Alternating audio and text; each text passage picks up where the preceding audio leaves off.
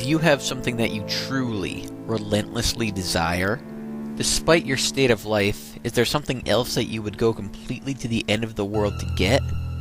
Well, lucky for you, there's a way to achieve what you're looking for, and you won't need to go to the end of the world to get it. But you will need to go somewhere, and the place may be too out of reach for some. It's not far away, closer than one may believe, but there are requirements that some individuals may not meet. First, whatever it is that you seek, know that you must seriously desire what you want. In your eyes, it should be something you need. If you begin the journey without the correct state of mind, you will surely fail, as it will be near impossible to turn back once the journey starts. The second requirement is that you'll need a vehicle of sorts. Most use a car as it's the most comfortable choice. There have been a select few that have used small motorized vehicles, such as an ATV or a motorcycle, but this has proven to be quite difficult, as the conditions of the journey can prove to be too bothersome. Do not use a vehicle too large or noticeable, as you will need some of the cover of night to be the most safe. Also, while any sort of car will do, you may not want to choose the most expensive or cherished vehicle. You can take your slick new black Mercedes for the drive if you'd like, but don't expect it to come out in a pristine state. Make sure your vehicle is completely fueled before beginning the drive. The first task to accomplish is to locate the road. It doesn't have a name, it's not on the map, and technically, it doesn't even exist. It will only show up if you're looking for it at the right time, and you will only spot it if you know what to look for. Finally, you must be alone during the journey. You didn't think you'd be able to go with a group, did you? It must be night when you begin. Choose the time of the night where you believe the roads are the least populated. Drive to any surrounding area that is just a stretch of road surrounded by woods. Here's where you want to start paying close attention. If you're looking for the road, it will turn up eventually, but you need to search for the road's hint in order to pull down the right one. Once you're close, you will see or feel its signs, but what the signs will be will depend on what it is you desire. For example, if you are in search of wealth, you may spot shimmers on the empty branches of trees as if they resembled the shine of gold or diamonds. If you seek love, you may begin to see rose petals slowly dance in the light breeze, blowing in the road's direction. If you seek revenge, you might sense an ever-growing feeling of heat or anger in your body as you approach. Just know what it is you truly want, and you'll have no problem finding the turn. Once you're sure you've found the revealed road, take a deep breath and turn down onto it. At this point, you have officially started down the nameless road which brings you through 11 miles, leading to whatever it is you seek. Each mile will test your desire, and will expose if you really do want what you're searching for. Before you go any further, stop the car and be wary of a few advisements. Do not turn on a radio during the drive. Do not use a phone during the drive. Reception would be cut off anyway. Do not open the windows during the drive. Make sure they are closed before you continue. If you are riding a vehicle without windows or a top, then prepare for the worst, as the odds are heavily against you. Do not attempt to leave your vehicle at any time.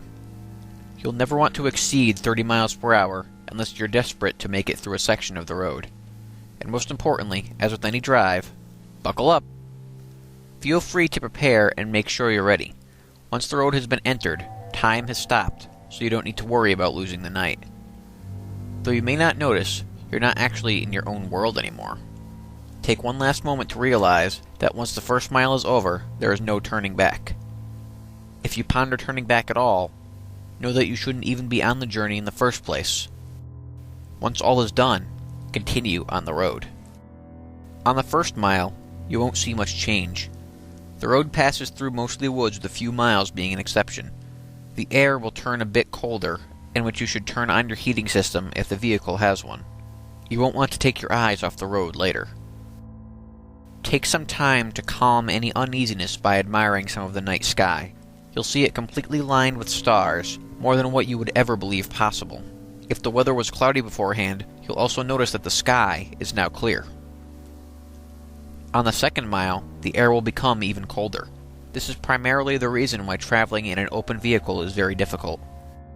With each mile, the air will drop in temperature, even if the season should be warm. If the air is too cold to bear, even with the heat on, your only option is to speed up. With each mile, the road also becomes more complex, taking more turns and showing an increasing amount of road hazards. Be sure to always keep focused on the road in front of you in order to avoid as many bumps or obstacles as possible. Hitting a few rocks and potholes won't hamper your progress too much, but you'll want to keep in the best condition for as long as possible. If your vehicle is forced to stop because of damage, then there's nothing left you can do but eventually freeze to death. On the 3rd mile, you may begin to spot silhouettes of human figures in the linings of trees. Pay no attention to them, even if they seem to get closer. It will be hard to resist peeking at their unnerving, distant appearance, but know that they will reveal themselves later. At this mile, the road will become dirt if you weren't driving on it in the beginning. Keep to the center of the path, as it will become narrow and wide at random intervals. On a quick side note, should you ever attempt to turn around, despite the previous warnings, you'll be left on a path which never ends. You would simply run out of fuel eventually, and be left to freeze in the cold conditions. On the 4th mile, you will not only see more of the figures, but you will begin to, in a sense, hear them. In the back of your mind, a very faint, unintelligible whisper will echo. These will come and go, but you can't stop them. If they become bothersome or distracting, try and tune them out by thinking of what it is you desire. Attempting to listen and determine what the voices are saying will only attract them to you, and you want to be as far away from them as you can. They'll be closer later, so there's no use bringing them near you this early. On the 5th mile, you will come to a clearing. The lining of trees to your left will disappear to reveal a lake with no end, with a beaming, great moon over the water. The illumination from that moon will be so spectacular that the vehicle's headlights will no longer be required. Restrain yourself from gazing at it. If you look at its light for even more than a few seconds, the road in front of you will end, throwing your vehicle into the water, in which you will freeze in mere minutes. The voices will be gone for this mile, but don't rejoice yet. They'll be back. On the 6th mile, take into account that you are more than halfway done. Despite the progress, you may lose hope here. The stars will have disappeared at this point, leaving the sky an empty, black abyss. The clearing will have ended, leading you back into the woods. The only light you will have will be provided by your vehicle's headlights, but they will flicker from time to time, even if you're sure they're in perfect working order. If you have a radio in the vehicle, it will turn on here automatically. If you didn't turn it off beforehand, it will produce an overwhelming screech that will send you off the path. A calm voice will then begin to speak about your greatest fears, what it is you are horrified of in your life. It will speak in a way that will cause you to visualize the words in your mind, so don't listen to it. If you begin to comprehend what it's saying, the horrors will prove too much for you to stay on the road safely. Attempting to turn off the radio will prove no use. Speed up if you need to. Just keep your mind off the voice as much as you can. As you approach the end of the mile, the voice will fade out of the speakers, leaving your ears at peace, for now. On the 7th mile, the voices from the figures will return. It won't sound like a whisper this time, but more like distant screams, growing closer with each second.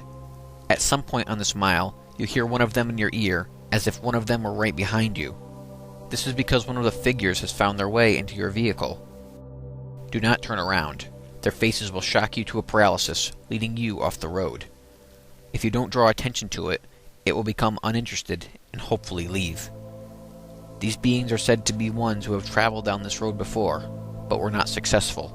They lived the remainder of their existence suffering, in the darkness, with their only goal being to bring other travelers down with them.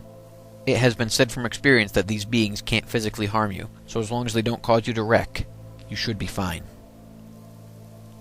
On the 8th mile, slow down if you're going too fast. The road here takes very sharp turns, which if overshot will throw the vehicle into a pit through the trees. The cold is near fatal here. If you were to have a glass or bottle of liquid in your vehicle, it would be solid in seconds. The heating system will have become completely obsolete. Your headlights will flicker more, sometimes shutting off for a few seconds. You should brake if this happens, but do not completely stop. The figures will be following you at this point, and should you stop for too long, they will surround you and trap your vehicle. More of their screams can be heard from outside your doors, sometimes even sounding of maniacal laughter. Their hands will claw at your windows, desperate to reach in and feel something living. Do not look at them. They won't block your windshield, and the last thing you want to happen is to crash and be trapped with them. If you don't make it from here, pray that it's the freezing that ends you. On the 9th mile, your vehicle will stall. The headlights will shut off, as will all other systems inside. There's nothing you can do to prevent this. What you will need to do is close your eyes and immediately attempt to restart the vehicle. Keep your eyes closed, as the figures would have surely surrounded you at this point. The starting of the vehicle will frighten them, and they will all back away temporarily. This will give you a chance to start moving forward again. If you begin to hear the windows crack from their struggle, don't lose focus. The beings can alter the vehicle, but remember that they still do not have the strength to physically affect you. You will hear nothing but their voices rampage in your mind, as there could be anywhere between a dozen or 100 after you now. Once you start the vehicle, floor it. Floor it so long as you can stay on the path. When the mile's done, the beings will retreat. On the 10th mile, the voices of the beings will stop. If you were to look in your rearview mirror, do not actually do this. You will see them following you, but not as if they were chasing. They're watching you, as if they were seeing you off. As you go down the 10th mile, the road will be smoother, as if you were back on the 1st mile. The figures will be lining the sides of the path ahead of you. They won't be after you, but they will watch you as you pass. Some have theorized that the beings are impressed here, that you have come a long way on the journey to what you desire. This is false. They are not impressed, but they are happy. They are happy you are about to approach the next mile. They are happy because you are most likely going to your death. On the 11th and final mile, everything in your vehicle will lose power as it did on the 9th mile. The vehicle would normally be immobile, but you will still be moving. An unknown force will be pulling you forward. In the darkness, you'll see a glowing red light up ahead, as if it were a light at the end of a tunnel. Close your eyes and cover them. Do whatever it takes to make sure you do not see what you are about to go through. Covering your ears would also be helpful, but keeping your eyes covered should be a higher priority.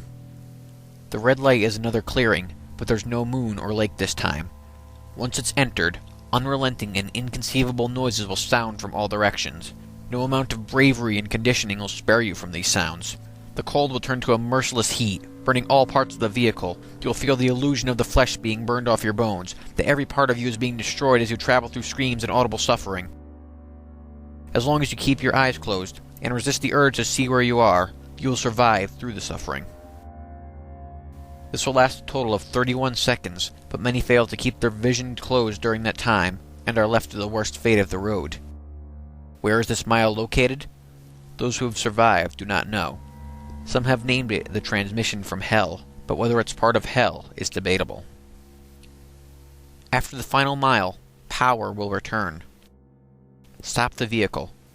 Take a moment to possibly regain some of your sanity.